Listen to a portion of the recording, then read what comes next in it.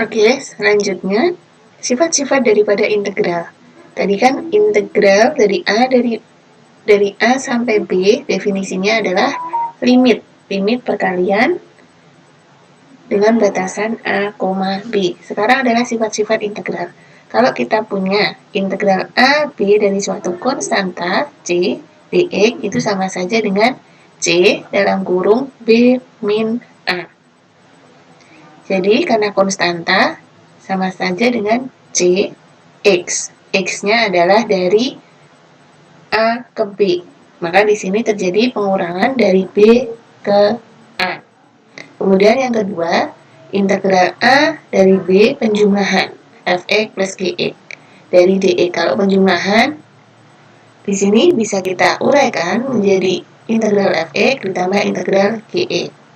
Kalau di sini pengali antara konstanta dengan fungsi, konstantanya keluar, dikali integral fx. Kemudian untuk pengurangan sama, yaitu dipisah dulu, diuraikan terlebih dahulu, integral fx dikurangi integral gx. Ini sifat-sifat daripada integral. Hampir identik dengan sifat-sifat daripada turunan ya. Ketika penjumlahan dijumlahkan, ketika dikurangkan dikurangkan, kemudian dikali konstanta, konstantanya bisa dikeluarkan, kemudian integralnya adalah fungsinya dx, kemudian jika integral dari suatu konstanta, di sini tidak lagi sama dengan 0. Kalau turunan dari konstanta kan 0. Kalau integral dari suatu konstanta, di sini konstanta itu dikali dengan batasnya. Batasnya yaitu selisih B dikurangi A. Ini kan maksudnya integral A dari B adalah definisinya adalah kita punya konstanta dengan batasan dari X sama dengan A menuju X sama dengan B. Maka panjangnya ya kan adalah B dikurangi A. Oke, kita gunakan sifat-sifat dari integral memahami contoh. Misal di sini contoh 6. Kita diminta mengevaluasi integral dari batasan 0 sampai 1 untuk fungsi 4 plus 3x kuadrat dx. Nah, di sini berdasarkan solusi kita menggunakan sifat nomor 2 dan sifat nomor 3, di mana di sini dari operasi penjumlahan, ya kan? Kemudian dari operasi integral suatu konstanta, kemudian nanti ada integral dari suatu konstanta dikalikan suatu fungsi. Oke, pertama integral 0 dari 0 sampai 1 4 plus 3x kuadrat dx. Itu sama dengan, kita pisah terlebih dahulu, integral 0 dari 1 4 dx ditambah integral 0 1 3x kuadrat dx. Oke. Nah, ini dituliskan integral 0 dari 1 4 dx tetap. Selanjutnya, ini 3-nya konstanta dikali x kuadrat. Yang memiliki fungsi x adalah x kuadrat. Maka 3 konstantanya bisa kita keluarkan di depannya integral. Ditambah 3 dikali integral 0 dari 0 sampai 1 x kuadrat dx. Oke, dari kondisi ini kita ketahui dari aturan 1, integral dari suatu konstanta. Angka 4 di sini kan konstanta ya. Integral 014 dx. Maka di sini 4 dikali batasnya 1 dikurangi 0. 4 dikali 1 4. Selanjutnya di sini kita punya integral dari 0 sampai 1 x kuadrat dx. Oke. Berdasarkan contoh kedua, section 5.1 diperoleh hasilnya 1/3. Nah, ini diperolehnya dari integral dari 0 sampai 1 untuk fungsi x pangkat 2 dx. Nah, kalau turunan, definisi seperti ini, aturan pangkat dari turunan, pangkatnya di sini sebagai pengali, kemudian dikurangi 1. Nah, kalau integral semacam kebalikannya, yaitu di sini integral x kuadrat menjadi 1 per 2 plus 1. Jadi pangkatnya ditambah 1 sebagai pembagi. 1 per 3 x pangkatnya ditambah 1. X pangkat 3 plus suatu konstanta. Oke, jadi integral x kuadrat dx adalah sepertiga x pangkat 3. Nah, sepertiga x pangkat 3, x-nya dimasukkan dari 0 sampai 1. Artinya, 1 dikurangi 0, pangkat 3. 1 pangkat 3, 1.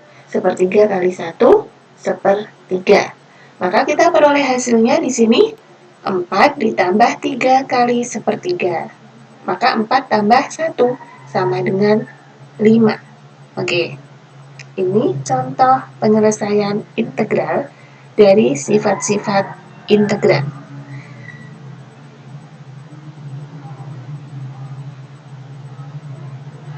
Kemudian, teorema atau yang di kotak merah ini ya, bagian-bagian atau poin penting ketika kita punya integral dari A ke C, fx dx, kemudian ditambah integral dari C ke B, fx. Itu sama saja dengan integral A menuju B dari fx, karena C-nya di sini sama, C-nya bisa dicoret. Oke, selanjutnya kaitannya dengan turunan integral, yang di sini dibilang adalah proses inverse atau kebalikannya. Oke. Ketika kita punya fungsi f, dia kontinu pada rentang atau interval batasan A, B. Nah, jika gx itu sama dengan integral dari A, x, ft, dt, maka g aksen x adalah fx. Oke, jadi hubungannya antara integral dengan turunan. Fe fungsi awal, ya kan? Ketika integral ft dt dari batasan A sampai x itu sama dengan gx, maka turunan g x aksen adalah fx. Jadi di sini gx adalah integral daripada ft dt dari batasan A sampai x. Maka g aksen x ini ya, turunannya ini itu sama dengan fx. Maka integral dari suatu fungsi yang diturunkan itu menghasilkan fungsi itu sendiri. Kemudian yang kedua, integral A dari fx sampai pada b dx itu sama saja dengan fb dikurangi fa, di mana f besarnya di sini adalah antiderivatif daripada f, yang mana f aksen sama dengan f kecil. Jadi di sini turunan dari suatu fungsi yang diintegralkan adalah fungsi itu sendiri. Intinya seperti itu. Kita punya fungsi, kemudian fungsi itu diintegralkan. Nah, turunan daripada integral itu adalah fungsi itu sendiri.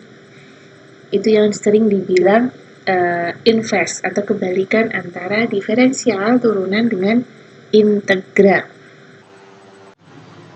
Selanjutnya, kita ke integral tak tentu. Jadi biasanya integral tak tentu di sini tidak ada batasan interval A dan B dan seterusnya, yaitu berupa suatu fungsi. Di sini, ketika integral fx dx itu sama dengan f besar x, itu berarti f besar x diturunkan itu sama dengan fx. Sebagai contoh, integral x kuadrat dx itu kan sama dengan x pangkat 3 per 3 plus suatu konstanta. Karena d dx x pangkat 3 per 3 plus konstanta sama dengan x kuadrat. Kita lihat saja, ini diturunkan terhadap x. X pangkat 3 per 3 diturunkan, maka 3-nya ke depan. Menjadi 3 per 3 x pangkat 2. 3 per 3-nya hilang, x kuadrat. Turunan dari suatu konstanta sama dengan 0. Ya. Teorema ini terbukti untuk integral tak tentu, di mana kita tidak membatasi interval dari A sampai B dan seterusnya, maka turunan daripada suatu fungsi yang diintegral adalah fungsi yang diintegral itu sendiri. Jadi, integral x kuadrat dx sama dengan x pangkat 3 per 3 plus c. Karena ketika kita turunkan hasil integral ini sama dengan fungsi yang diintegral itu sendiri. Jadi kurang lebih keterkaitan antara integral dan turunan seperti itu. Atau kebalikannya gitu ya. Kalau integral tadi, misal bentuk berpangkat adalah pangkatnya ditambah 1 sebagai pembagi, kemudian x pangkatnya ditambah 1 plus suatu konstanta. Itu adalah hasil integral. Kalau turunan adalah ketika berpangkat, pangkatnya menjadi pengali dengan bilangan x tetap dan pangkatnya dikurangi 1. Kemudian turunan daripada hasil suatu integral suatu fungsi itu adalah fungsi itu sendiri.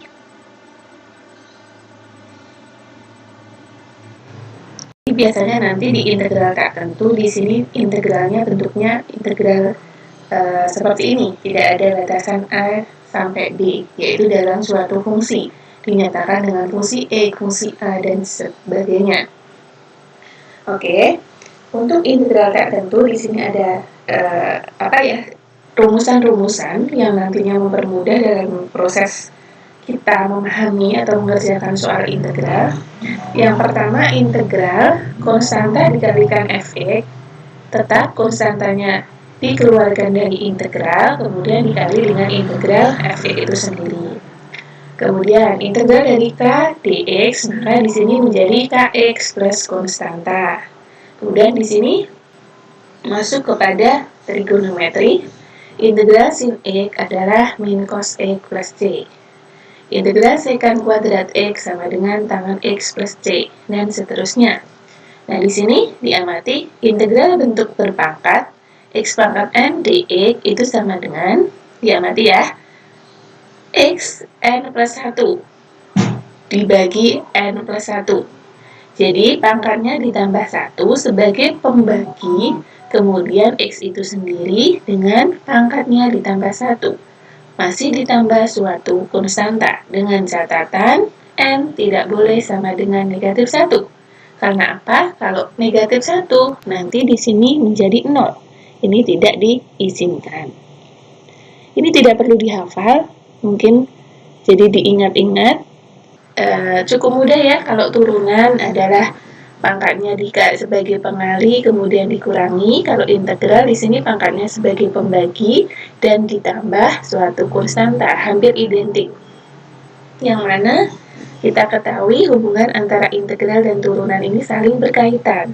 Tadi di awal, ketika kita menurunkan suatu fungsi, yang mana fungsi ini adalah hasil dari suatu integral fungsi tertentu, itu hasil turunannya adalah fungsi itu sendiri. Jadi saling invers, saling berkebalikan.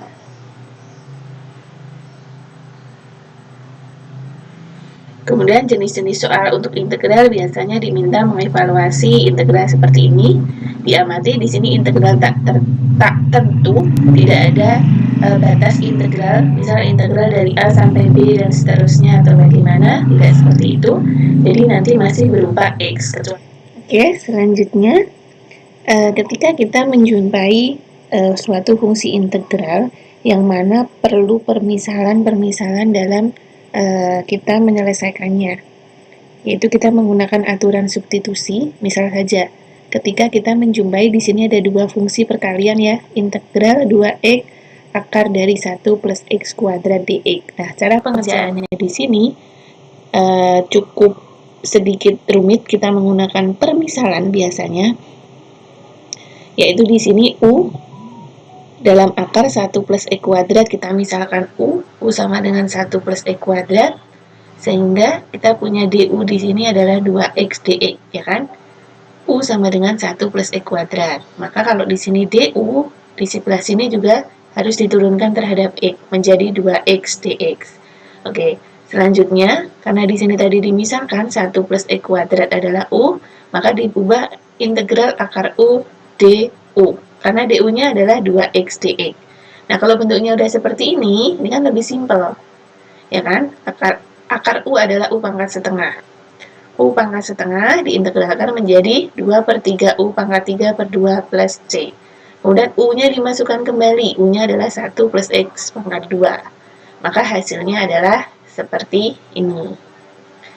Kita menggunakan permisalan bahwa suatu fungsi itu kita misalkan U, kemudian diturunkan untuk kita mempermudah dalam proses integralnya. Ini kita menggunakan substitusi, aturan substitusi.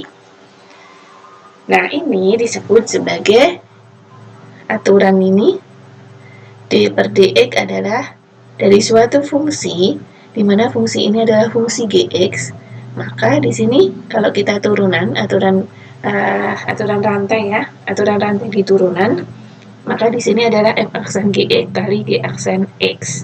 Nah, di integral kurang lebih juga seperti itu. Substitution rule. Jadi aturan substitusi jika kita punya U sama dengan Gx adalah fungsi yang dia dapat diturunkan pada interval tertentu, maka integral f Gx dari Gx aksen dx adalah sama dengan integral Fu kali du.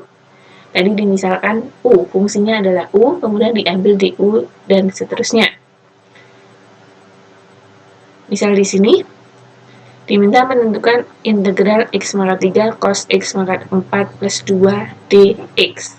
Nah, di sini kita buat pemisalan, U-nya adalah x pangkat 4 plus 2, sehingga kita punya du-nya adalah 4x pangkat 3 dx. Ya kan? Oke, sejauh ini Ibu rasa paham. Kita punya U seperti ini, kalau du maka adalah 4x pangkat 3 dx.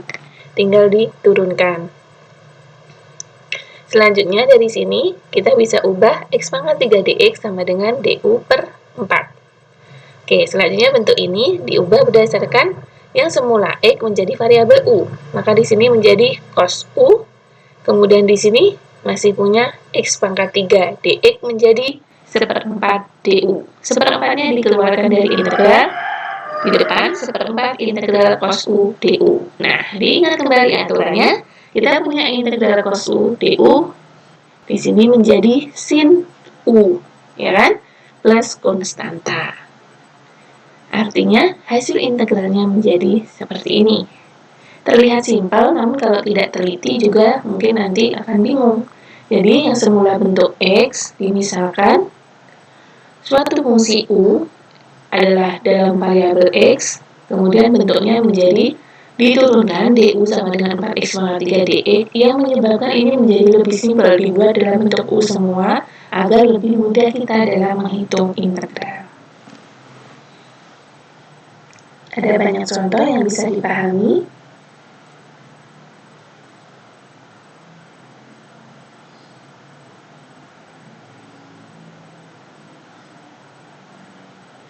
Antara integral tentu dan integral tak tentu sebenarnya hampir sama ya pengerjaannya, tinggal nanti kita memberikan batasan nilai-nilai tertentu.